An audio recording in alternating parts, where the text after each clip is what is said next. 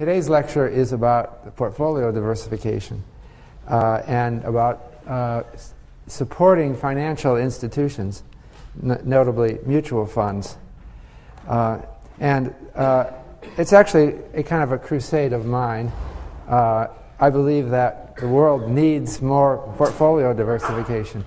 And that might sound to you a little bit odd, but I think it's absolutely true that the same kind of cause that Emmett Thompson goes through, which is to help the poor people of the world, can be advanced through portfolio diversification. And I seriously mean that there are a lot of human hardships that can be solved by diversifying portfolios. So what I'm going to talk about today applies not just to comfortable, wealthy people, but it applies to everyone. So it's really about risk. When there's a bad outcome for anyone, that's the outcome of some random draw. When people get into real trouble in their lives, it's because of a sequence of bad events that push them into an unfortunate position. And very often, financial risk management is part of the thing that prevents that from happening. Okay, so the first, let me go to, I want to start this lecture with some mathematics. And it's a continuation of the second lecture where I talked about the principle of dispersal of risk. And I want now to carry that forward into something a little bit more focused on the portfolio problem. So I'm going to start this lecture with a discussion of how one constructs a portfolio and what is the mathematics of it. And that will lead us into the capital asset pricing model, which is the cornerstone of a lot of thinking in finance.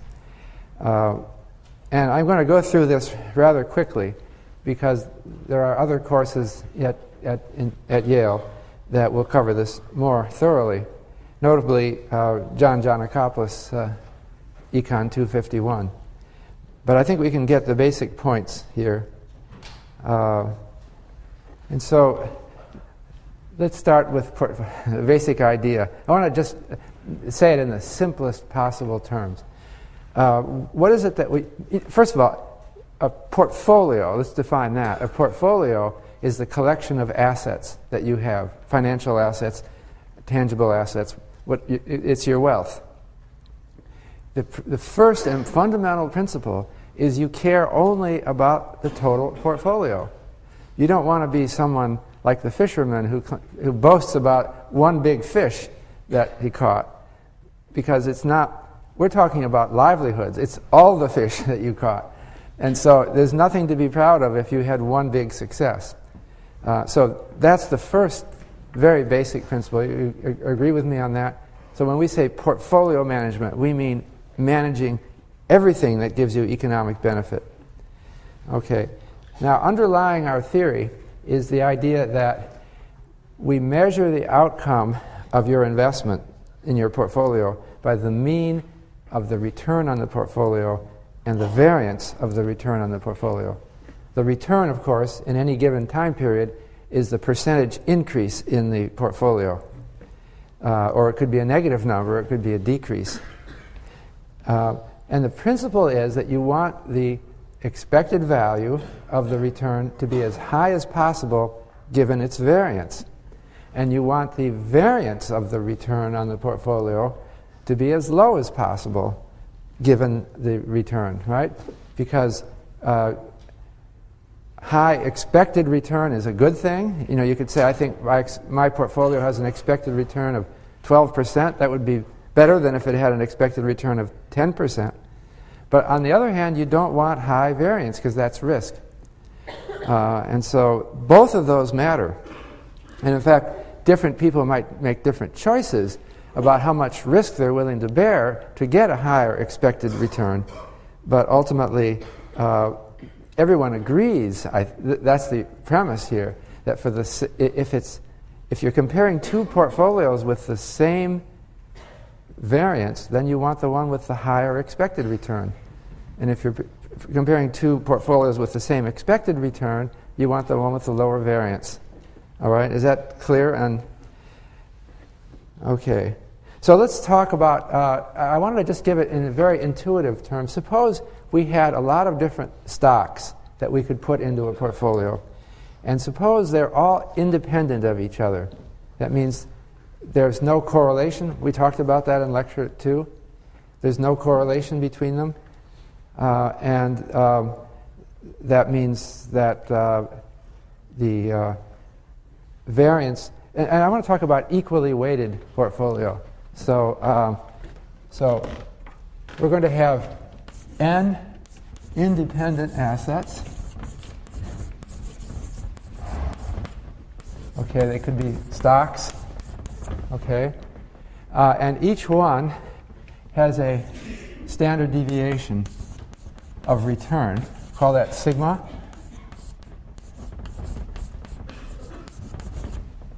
Okay, and let's suppose that all of them are the same. They all have the same standard deviation.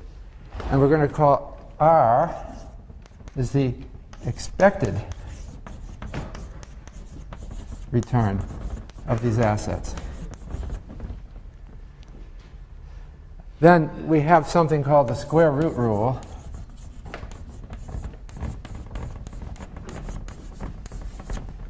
Which says that the standard deviation of the portfolio equals the standard deviation of one of the assets divided by the square root of n. Can you read this in the back? Am I making that big enough? Just barely? Okay. So this is a special case, though, because I've assumed that the assets are independent of each other, which isn't usually the case. So it's like in an insurance world where people imagine they're insuring people's lives and they think that their deaths are all independent. I'm transferring this to the portfolio management problem, and you can see it's the same idea. All right, so I've made a very special case that this is the case of equally weighted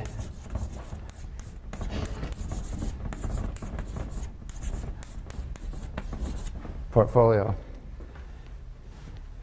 So, but it's a very important point.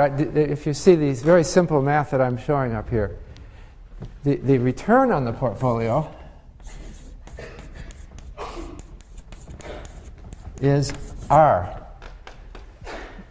But the standard deviation of the portfolio is sigma all over the square root of n. So the optimal thing to do if you live in a world like this is to get n as large as possible. And you can reduce the standard deviation of the portfolio very much. And there's no cost in terms of expected return. So in this simple world, you'd want to make n 100 or 1,000 or whatever you could. And if suppose you could find 10,000 independent assets, then you could drive the uncertainty about the portfolio practically to zero, right? Because the square root of 10,000 is 100. So whatever the standard deviation of the portfolio is, you would divide it by 100, and it would become really small. So if you can find assets that are all independent of each other, you can reduce the variance of the portfolio very far. And that's the basic principle of portfolio diversification. That's what portfolio managers are supposed to be doing all the time. Okay. Now I want to be more general than this and talk about the real case.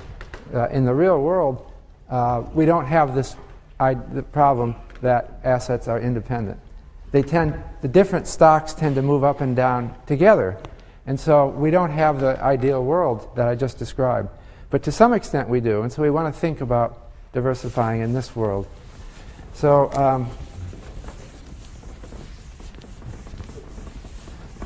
now I want to talk about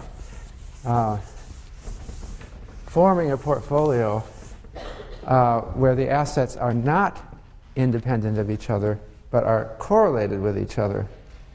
Okay? So what I'm going to do now, let's start out with the case where, now it's going to get a little bit more complicated if we drop the independence assumption.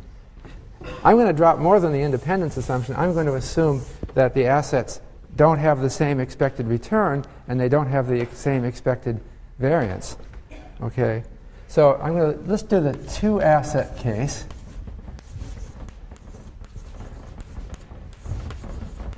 All right, and there's n equals 2, but not independent. Okay, so not independent, or not necessarily independent. So asset 1 has expected return R1. Now this is different. I was assuming a minute ago that they're all the same. It has standard, this is the expectation of the return on asset 1. And R2 is the expectation of the return on, sigma 1 is the standard deviation of the return on asset 1. And we have the same for asset 2.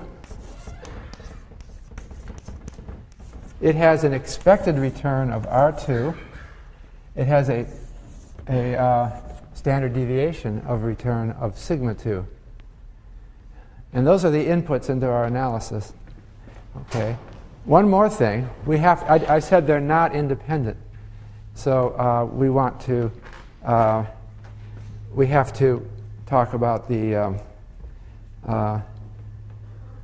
covariance between the returns. So we're going to have the covariance between R1 and R2, which you can also call sigma 1, 2. And those are the inputs to our analysis. And so what we want to do now is compute the mean and variance of the portfolio, or the mean and standard deviation, since standard deviation is the square root of the variance, for different combinations of the portfolios. And I'm going to generalize from our simple story even more by saying that let's not assume that we have equally weighted. So we're going to put X1 dollars. Let's say we have $1 to invest. We can scale it up and down. It doesn't matter. But let's say it's $1. We're going to put X1 in asset 1. And that leaves behind 1 minus X1 in asset 2. Okay? Because we have $1 total. We're not going to restrict X1 to be a positive number, because as you know and find, or you should know, you can hold negative quantities of assets. That's called shorting them. You can call your broker and say, I'd like to short stock number 1. And what the broker will do is borrow the shares on your behalf and sell them. And then you own negative shares. So we're not going to, X1 can be anything. And X, this is X2 equals 1 minus X1. So X1 plus X2 equals 1. Okay. Now we just want to compute what is the mean and variance of the portfolio. And that's simple arithmetic based on what we talked about before. So I'm going to erase this and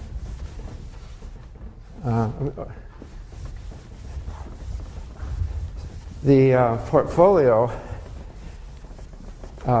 mean and variance will depend on X1 in the way that if you made X1 equal 1, it would be asset 1, and if you made X1 equal 0, then it would be the same as asset 2 returns.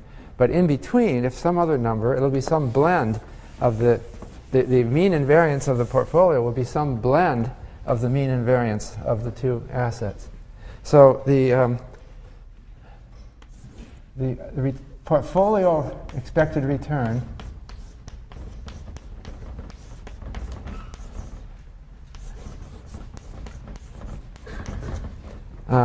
is going to be given by the summation I equals 1 to n x sub I r sub I. In this case, since n equals 2, that's x1 r1 plus x2 r2, or that's x1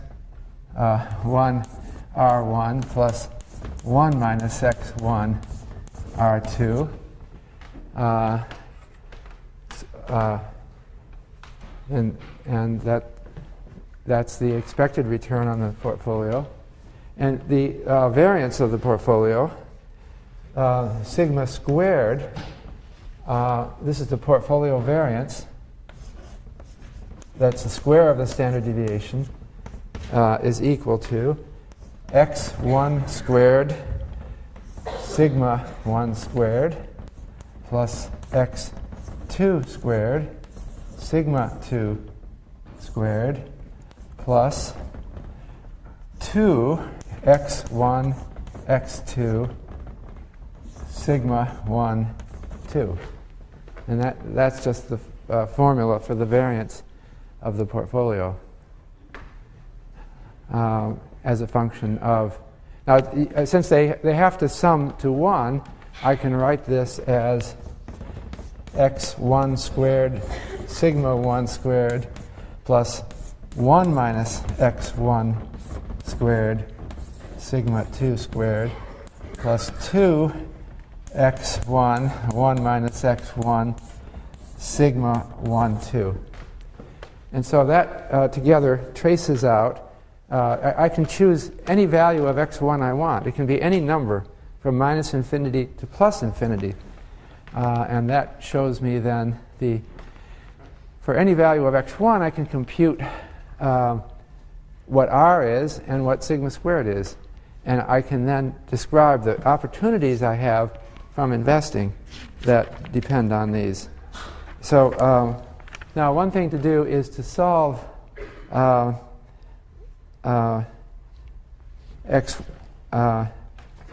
solve the equation for r for x1, and I can then recast the variance in terms of r.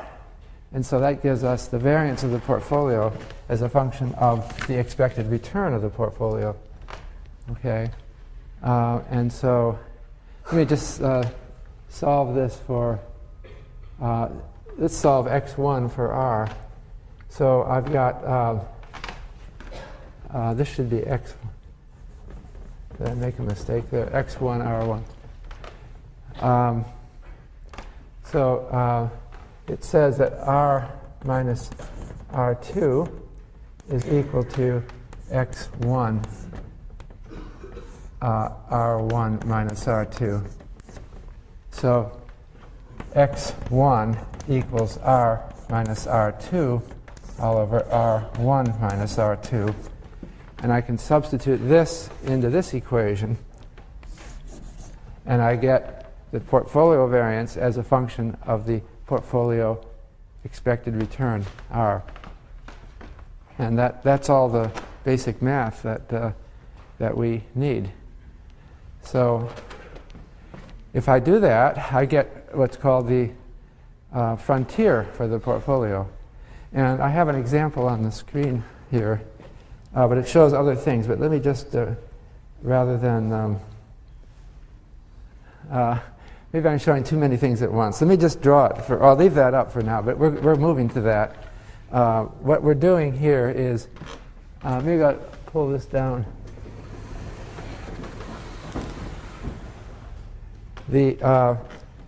With two assets, if I plot the expected annual return r on this axis, and I plot the variance of the portfolio on this axis, what we have, the standard deviation of the portfolio. Standard deviation of the portfolio return.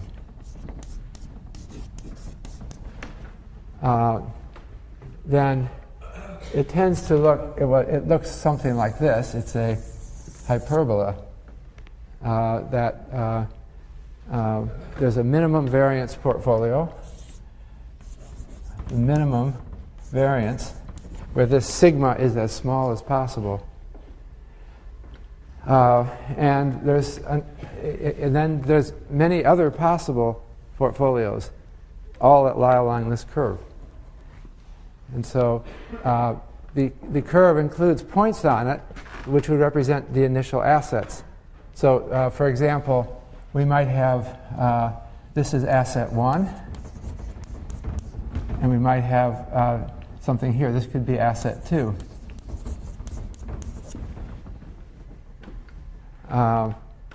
Depending on where the assets' expected returns are and the assets' standard deviations, you can see that we might be able to do better than have a lower variance than either asset.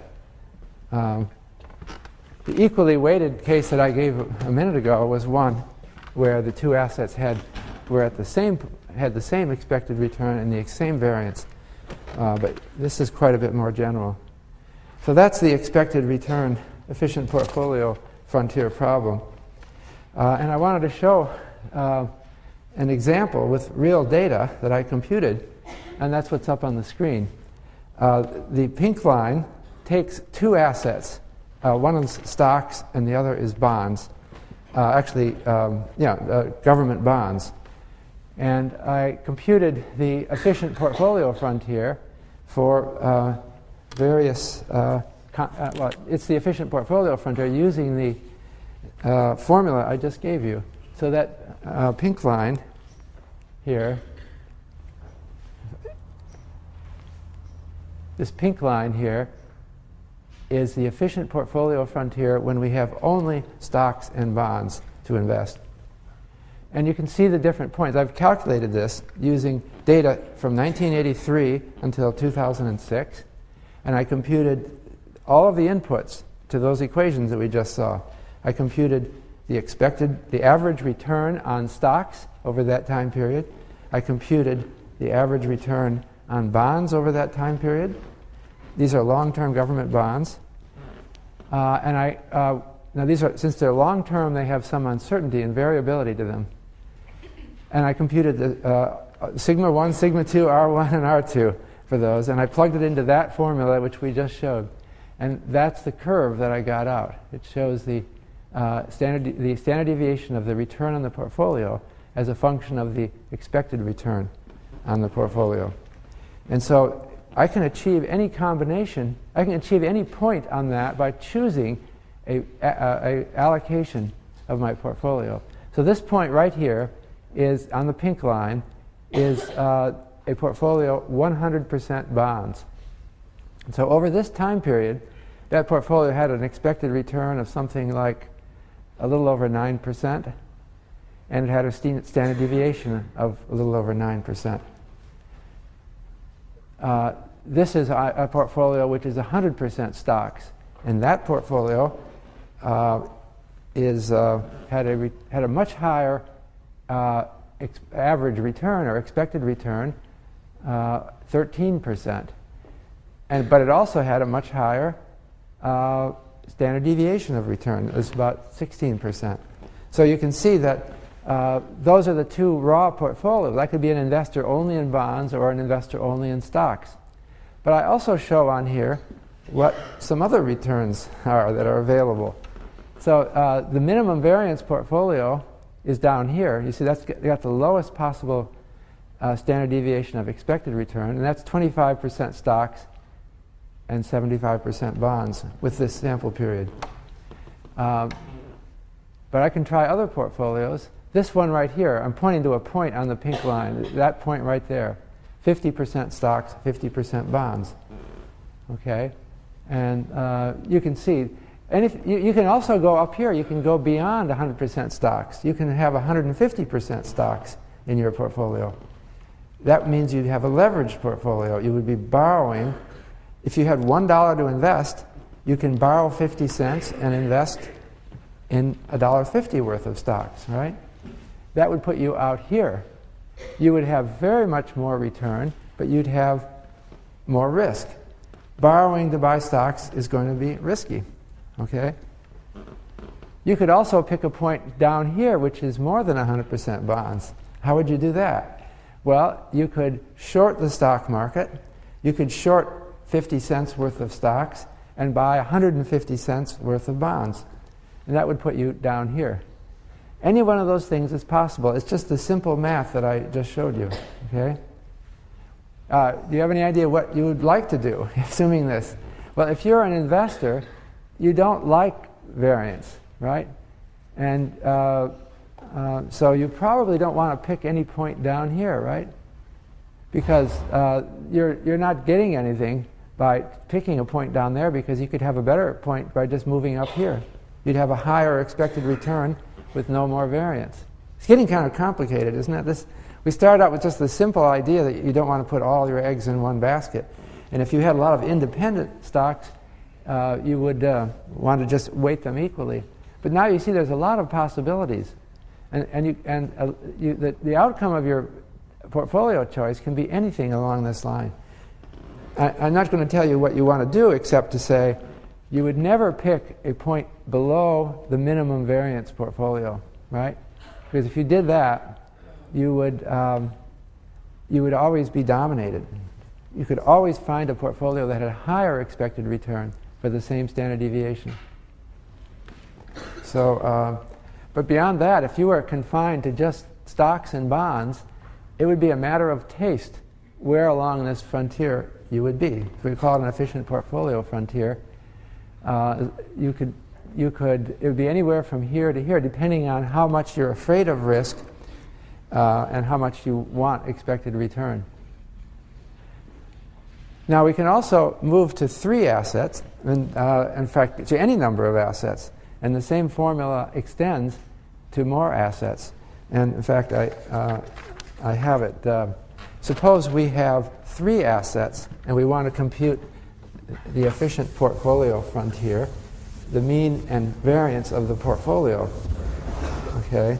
And so what I have up there on the diagram is calculations I made for the efficient portfolio frontier with 3 assets. So now we have n equals 3. And in the chart, it's stocks, bonds, and oil. Oil is a very important asset. And so we want to compute what that. So we have lots of inputs. We have let's put the inputs. The R1, R2, and R3 are the expected returns on the 3 assets. Then we have the standard deviations of the returns on the 3 assets. And then we have the covariance between the returns on the 3 assets. And there's 3 of them: sigma 1, 2, sigma 1, 3, and sigma 2, 3. Okay? And that's what we have to know to compute the efficient portfolio frontier with 3 assets. So to make this picture, I did that. I computed the returns on the stocks, bonds, and oil for every year from 1983, and I computed the average returns, which I take as the expected returns. I took the standard deviations, and I took the covariances. These are all formulas. I just plugged it into formulas that we did in the second lecture. Okay? And so then what is the portfolio expected return? The portfolio expected return, we have to choose 3 things now. Well, x1, x2, and x3. x1 is the amount that I put into the first asset. x2 is the amount that I put into the second asset, and x3 is the amount I put into the third asset, and I'm going to constrain them to sum to 1. So the return on the portfolio is x1 r1 plus x2 r2 plus x3 r3.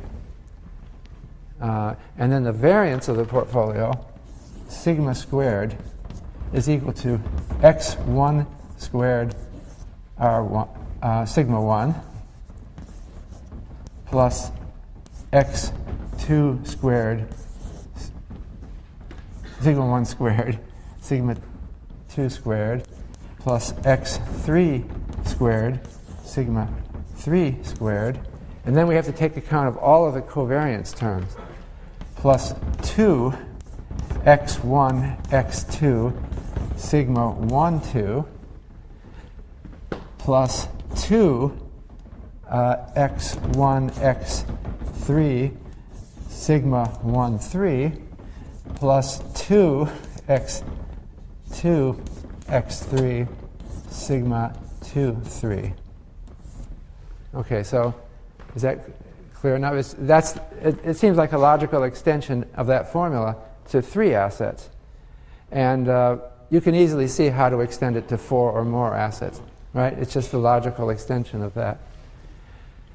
So what I did in this diagram is I computed the efficient portfolio frontier, and now it's the blue line with 3 assets. Okay? Now, once you have more than 2 assets, it might be possible to get points inside the frontier, but I'm talking here, this is actually the frontier, the best possible portfolio consisting of 3 assets. And you can see that it dominates the pink line, right? When you add another asset, you do better. When you have 3 assets, you do better than if you just had 2. And that's because there's more diversification possible with 3 assets than with 2.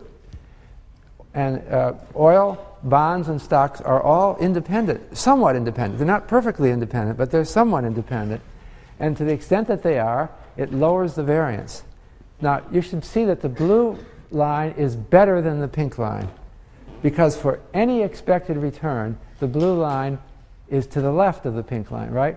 So, for example, at an annual expected return of 12%, if I have a portfolio of stocks, bonds, and oil, I can get a standard deviation of something like 8% on my portfolio. But if I would confine myself just to stocks and bonds, I would get a much higher standard deviation. Are you following this? So the general principle of portfolio management is you want to include as many assets as you can. You want to get it, if you keep adding assets, you can do better and better on your portfolio standard deviation. And so you can see some of the points I made along the blue line here. This is, let me see, do I have it? This is a portfolio which has all oil and stocks and it has no bonds. This portfolio, the minimum variance portfolio, is 9% oil, 27% stocks, and 64% bonds. And those are the many choices you can make. And so the first, you see the idea here, is that in order to manage portfolios, what we want to do is calculate these statistics, which the expected returns on the various assets, the standard deviations of the various assets, and you've got to know their covariances because that affects the variance of the portfolio. The more they covary, they move together, the less they cancel out. And so the higher the covariances, generally, the higher, you can see from here, the higher the sigma squared for the portfolio. And so, so is that clear on? There's one more thing that we can do. I have 3 assets shown here. I have stocks, bonds, and oil. But I want also to add one more final asset. We'll call it the riskless asset, which is the asset. Long-term bonds are somewhat uncertain and variable because they're long-term. But if we have an annual return that we're looking at, we can find a completely riskless asset, which if with an annual return, it would be a government bond that matures in 1 year. All right? Now, assuming that we trust the government, and I think the U.S. government has never defaulted on its debt, we take that as a riskless return. Okay, although it probably has some risk, but in the way we approximate things in finance, we take the government as riskless. And so, with the government expected return, we want to make that that expected return as a 4th asset. We could call it R4, but I'll call it R sub F. because it's a special asset. So R sub F is the riskless asset.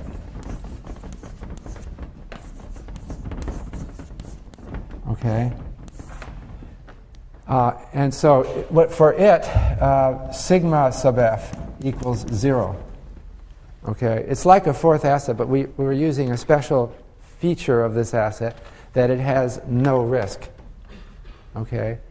Moreover, the correlation, the covariance between any of these, sigma 1f equals 0, etc. It just doesn't have any risk to it. It has no variability. So if we want to add that asset to the portfolio, what it does is it produces an efficient portfolio frontier that is now a straight line, and I show that on the diagram. And so the best possible portfolio that you can get would be points along this straight line, and that is the final aspect of the efficient portfolio calculations. Again, I'm not able to give this as much of a discussion as I would like, because I don't want to spend too much time on this. In the review sections, I'm hopeful that your TAs can elaborate on this more. But there's a very important principle that finally comes out here, is that you always want to reduce the variance of your portfolio as much as you can. And so that means that you want to pick ultimately a point on this line is tangent to the efficient portfolio frontier with all the other assets in it. Tangent means that it has the same slope. It just touches the efficient portfolio frontier for risky assets at one point. And the slope of the efficient portfolio frontier, including the riskless asset, is a straight line that goes through the tangency point here. And that is the end of, I think that's the end of my mathematics. Sorry. But what I have shown here is how you calculate your portfolio management. The way you go about it, if you're a portfolio manager, is you have to come up with estimates of the inputs to these formulas. That means the expected returns, the standard deviations, and the covariances. You take all the risky assets and you analyze them first to get their, you have to do a statistical analysis to get their expected returns, their variances, and their covariances. Once you've got them together, then you can compute the efficient portfolio frontier without the riskless asset. And then finally, the final step is to find what is the tangency line that goes through the riskless rate. It doesn't show it on this chart. It goes through 5% at a standard deviation of 0. And then it touches the risky asset efficient portfolio frontier at one point. And then from there it goes up above in terms of higher expected return for the same variance. So that's the theory of efficient portfolio calculation. There's something that a fundamental principle, and this is leading us in now to the institutional topic of this course, is that there's only one tangency portfolio, and that portfolio is called the tangency portfolio, where a line drawn from the x-axis at the riskless rate is tangent to the efficient portfolio frontier. And so the tangency portfolio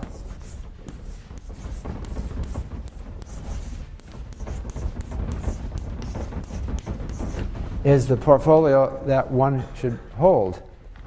And the tangency portfolio gives rise to what's called the mutual fund theorem.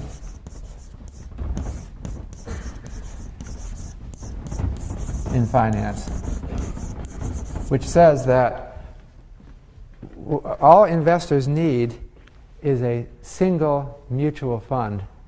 Now, I haven't defined mutual fund yet. A mutual fund is a investment vehicle that allows investors to hold a portfolio. The theory of mutual funds is nobody is supposed to be holding anything other than, the ideal theory of mutual funds is holding something other than this tangency portfolio. So why don't we set up a company that creates a portfolio like that, and investors can buy into that portfolio.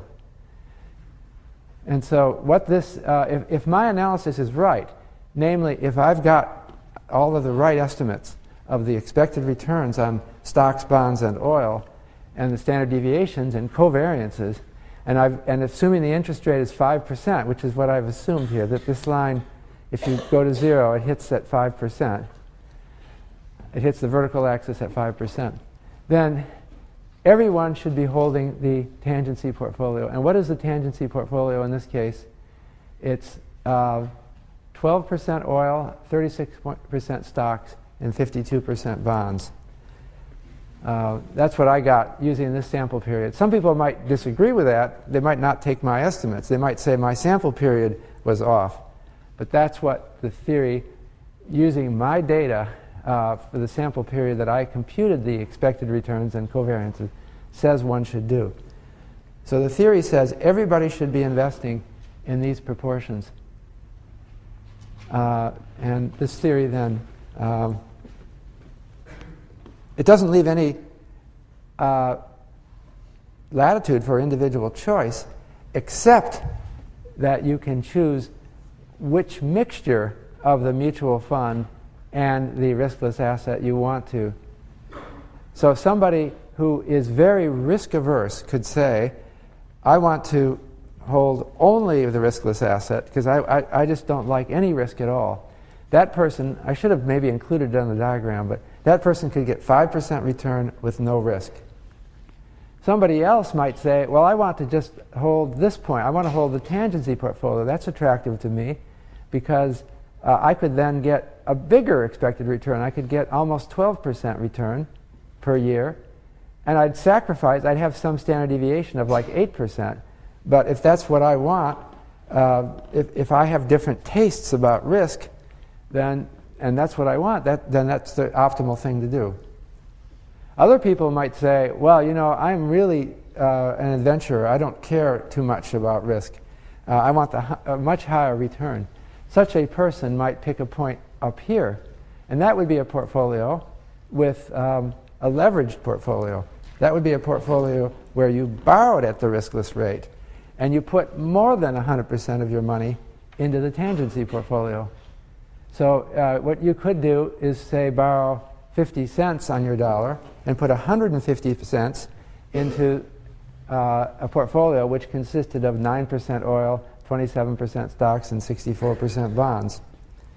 But everyone would do that. No one would ever hold some other portfolio because you can see that this line is the lowest. It's as far, you want to get to the left as far as possible. You want to, for any given expected return, you want to minimize the standard deviation. So it's the leftmost line. And that means that everyone will be holding the same portfolio. I don't claim that my analysis is profound in the final answer. I just took some estimates using my data. And again, we could, if someone wanted to argue with this, they could argue with my estimates of the expected returns, of the standard deviations and the covariances, but not with this theory. This theory is very rigorous. So if you agree with my estimates, then you should do this as an investor. You should hold only some mixture of this tangency portfolio, which is 9% oil, 27% stocks, and 64% bonds. Do you see what we've got here? I started out with the equally weighted. I was talking about stocks, about N stocks that all have the same variance and are all independent of each other. But I've dropped that assumption, and now I'm going on to assuming that they're taking account of their dependence on each other, taking account of their different expected returns, and taking account of their different covariances and variances. So that's what we've got. This is a famous framework. It's the kind of this diagram is, I think, the most famous diagram in all of financial theory, and so it's actually the first theoretical diagram.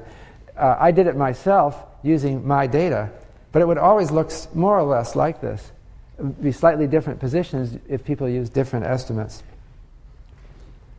So I actually showed this diagram. I went to Norway with my colleague. I actually have a couple more pictures here.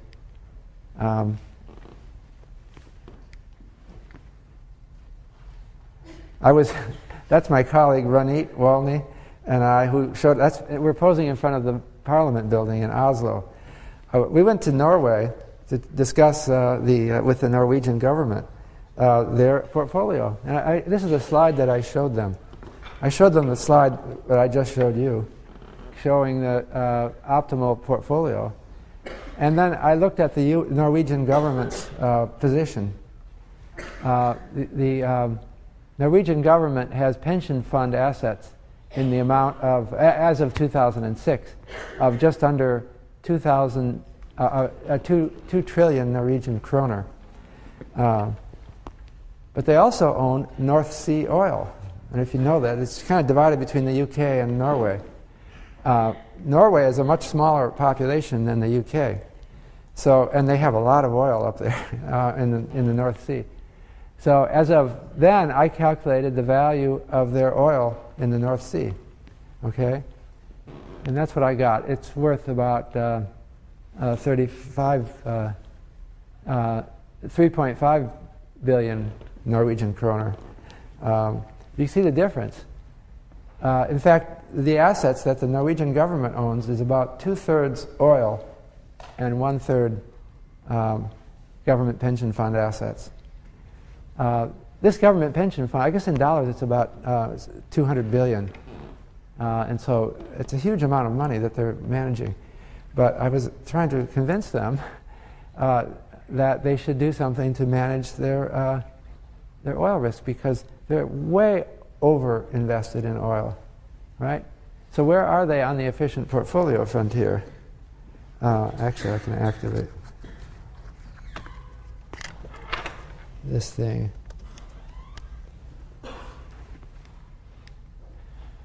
They have 64% oil in their portfolio. Where does that put them? Well, it's really off the diagram. The furthest point that I recorded was 28% oil. That puts them there. So if you wanted to, where would it be? It would be somewhere over there, off the charts. And so what the Norwegian government is doing wrong is, it was a little bit controversial pointing this out to them. I ended up in the newspaper the next day for having argued.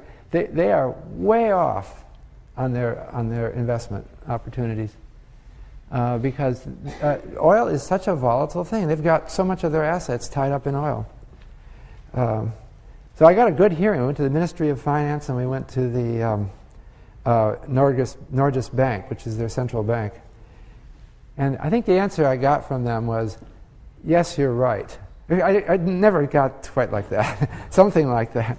There was a conditional agreement. Yes, Norway should manage this oil risk. But then it's politically difficult. And that's the problem, is that we're not able to do our optimal management. Maybe there's a number of structural problems that prevent them from doing that. And they think maybe I think Norway may be moving that way. So we'll see in the future. I went to the Bank of Mexico. I tried to convince I met the president of the Bank of Mexico and tried to tell them that Mexico is too reliant on oil, too much oil. They have to get rid of their risk. And I'm going to the Russian Stabilization Fund in March. I think I've got an arrangement to meet with them in Moscow in March. That'll be during the semester. And I'll tell you what reaction I hope I get from the Russians. But oil is very important to the Russian economy. And are they managing the risk well? I bet not. I'm going to do a diagram like this for Russia. And the countries that really matter are the ones that the Arabian or the Persian Gulf countries. And I was just talking to people at the World Economic Forum about that. Some of those countries are really reliant on oil. And so they really should do a calculation of efficient portfolio frontiers. One of the lessons of this course is we have a wonderful theory, but we don't manage it well, mostly. And I don't mean to be criticizing foreign countries. The same criticism applies to the United States as well. We're in a different position. Where are we on this frontier regarding oil in the United States? Well, we don't have much oil relative to the size of our portfolio. I don't know what percent. Oil reserves in the U.S. are pretty small. So we're kind of lying somewhere inside, maybe on this pink line. So people in the U.S. don't have the optimal portfolio either. So I set up a theoretical framework here, and I wanted to give you... But I mentioned oil because it seems to make it, to me, so clear what we're talking about here. It's talking about not getting tied up in risks. And so I was talking to someone at the World Economic Forum from an Arabian or a Persian Gulf country, and I said, "Aren't you worried about reliance on oil?" And he said, "Of course we're worried on reliance. So much of our GDP and of our government revenues are oil related. We've seen the price of oil lately move all over the map. Went up to $100 recently, and it was just as late 1990s. It was under $20, and people just don't know where it's going to go. So I think that and these countries are somewhat trying to manage this oil risk, but they can't yet get onto the frontier, and that's a sign to me that we're not there yet, and we have a lot more to do in finance. So there's one more equation that I wanted to write down, and I'm going to not. I'm not going to spend a lot of time explaining this because it's going to take a while. But this is the equation that relates the expected return on an asset, and it's so-called capital asset pricing model. In the capital asset pricing model in finance, I'm getting chalk. That's okay. This is the most famous model in finance.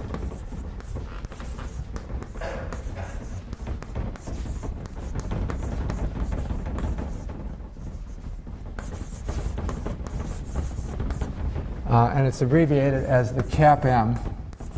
And I'm not going to do it justice here, I'm sorry. But there's so many ins and outs of this. You should really take Econ 251 to learn this more. But it was a model divided by James Tobin here at Yale, who was the original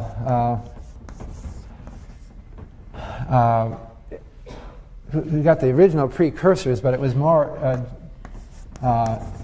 invented by William Sharp, John Lintner, Harry Markowitz.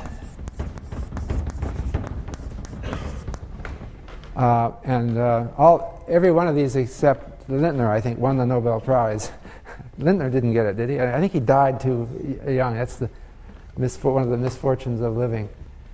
Did I say that right? One of the misfortunes of scholarship. You have to live long enough to get your accolades. But the capital asset pricing model, and this is critical, assumes everyone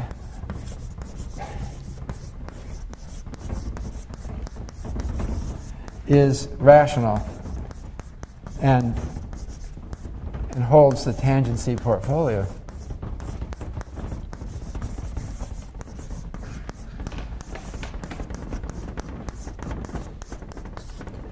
So that is a wild assumption, but it's fun to make because I know pretty well, I know very well that people aren't doing this. And they have lots of maybe good reasons. Maybe it's not because they're irrational. It's that they're political, or they're constrained by tradition or laws or regulations, all sorts of things. But they're not holding the tangency portfolio. But it's a beautiful theory to see what would happen if they did. That would mean that everybody is holding that same portfolio of risky assets. And nobody is different. They only differ in what proportions they hold the tangency portfolio. And so it implies that the tangency portfolio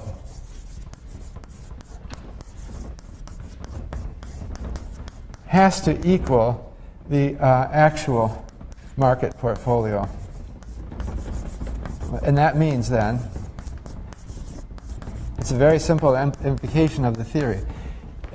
In my diagram, I said that the tangency portfolio, or I estimated that the tangency portfolio is 9% oil, 27% stocks, and 64% bonds. So if we're all doing that, then that has to be what the outstanding is.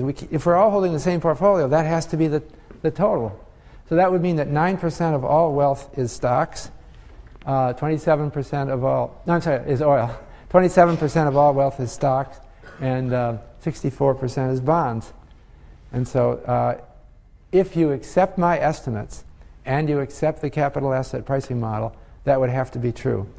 Again, I don't want to make too much of my estimates because different people would estimate these things in different ways. But that's the theory. The theory says that the tangency portfolio equals the optimal portfolio. And then that gives us the famous equation. And I'm not going to derive this, but there's the most famous equation in finance. Says, can you read that? That's R sub I.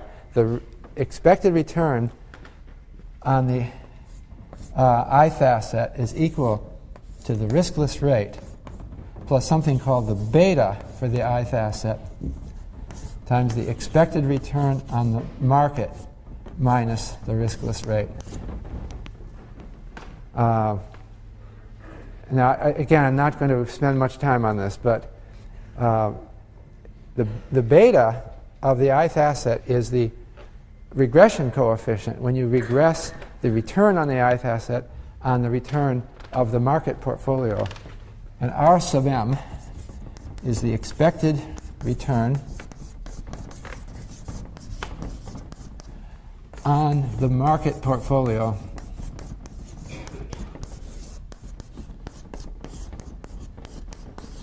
which is the portfolio of all assets.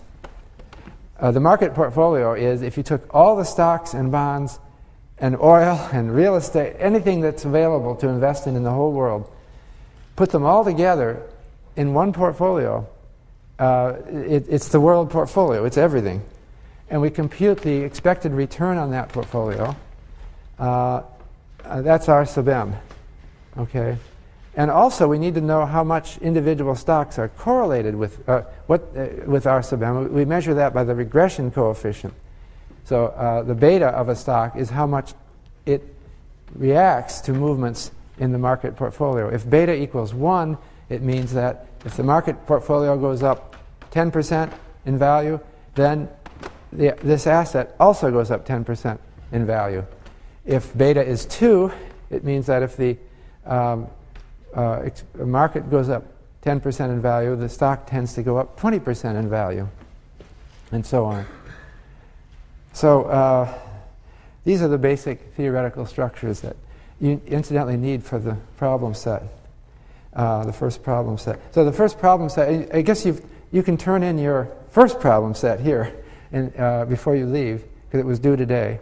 The second problem set is about this model. And so I realize I've given you some difficult mathematics, but it's not that difficult, actually. But I kind of went through it quickly. We are setting up our... You have already gotten an email, and you've talked about setting up your review session. So they keep getting caught here. So I have a few more minutes here. So what I wanted to do, I wanted to talk about Jeremy Siegel's book and the equity premium puzzle. Underlying this analysis, we have estimates of the expected returns on assets, notably the expected returns on stocks and bonds.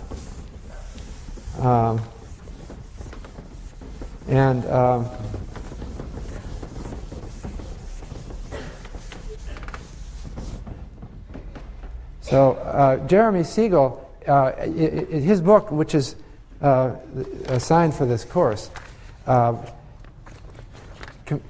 it's really emphasizing this capital asset pricing model, emphasizing the kind of efficient portfolio frontier calculations that I've done. And so what Siegel emphasized, the book is really about this.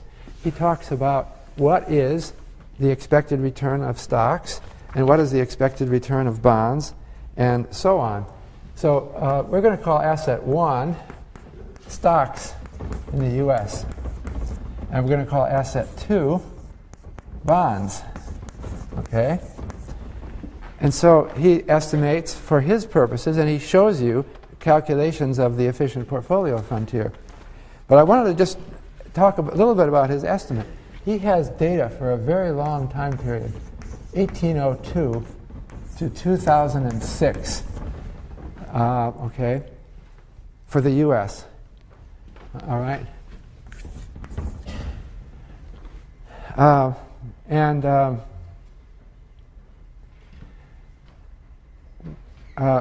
Over that very long time interval, the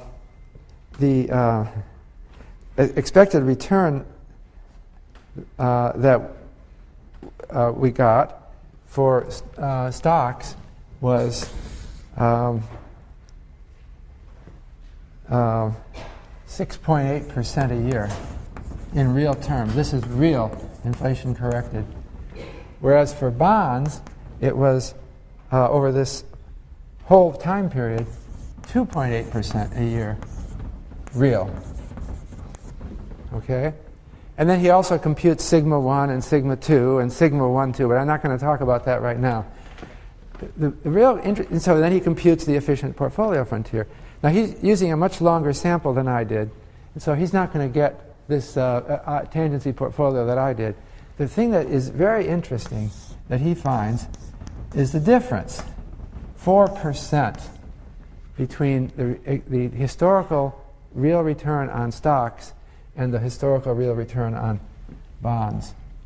And so this is called the equity premium.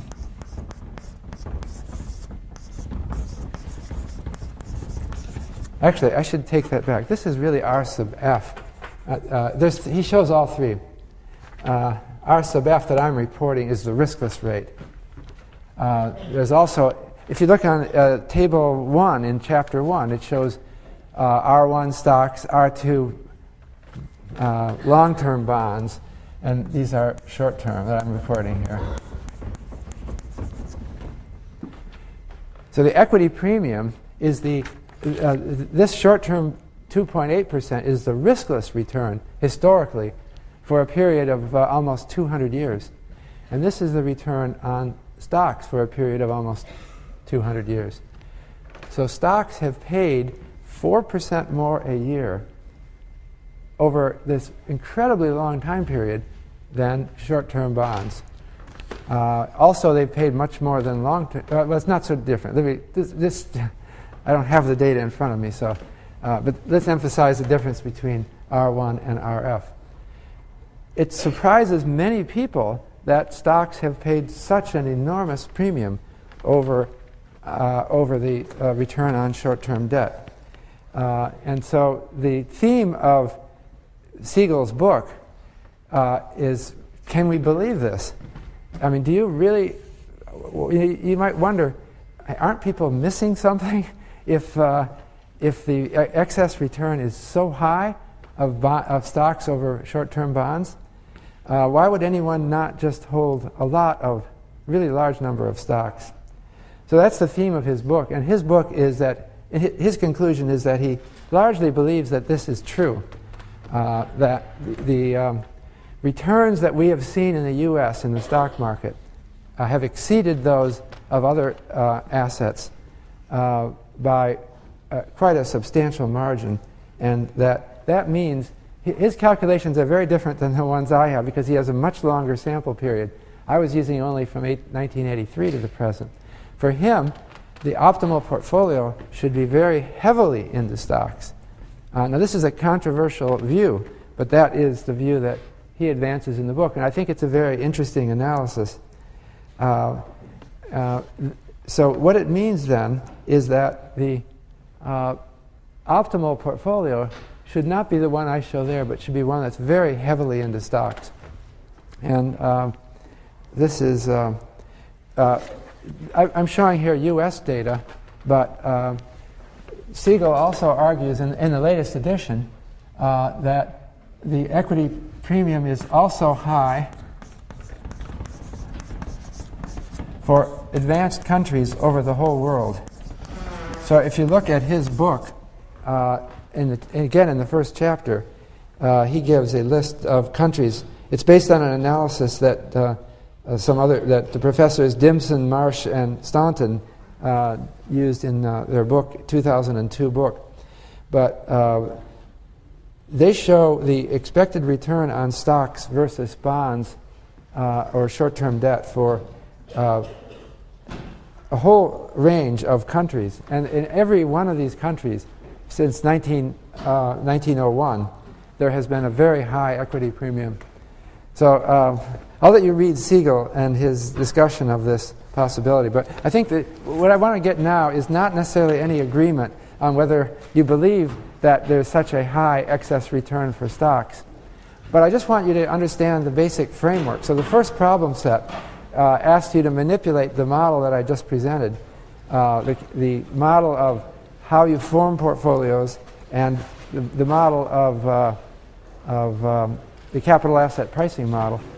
And I have one final question just about the mutual fund industry. The mutual fund industry is supposedly, according to theory, doing this for you. So the ideal thing would be that the mutual fund does these calculations and it puts it all together for you. At least in some approximate sense, that's what they are doing. And so I asked you in the final question to just get on a couple of websites, the Federal Reserve and the ICI, which is a mutual fund industry website, and write a couple of paragraphs about what this industry is really achieving, or how it's trending. Okay, and so next Wednesday, there's 3 lectures this week. Wednesday will be about the insurance industry, and I'll see you in 2 days then.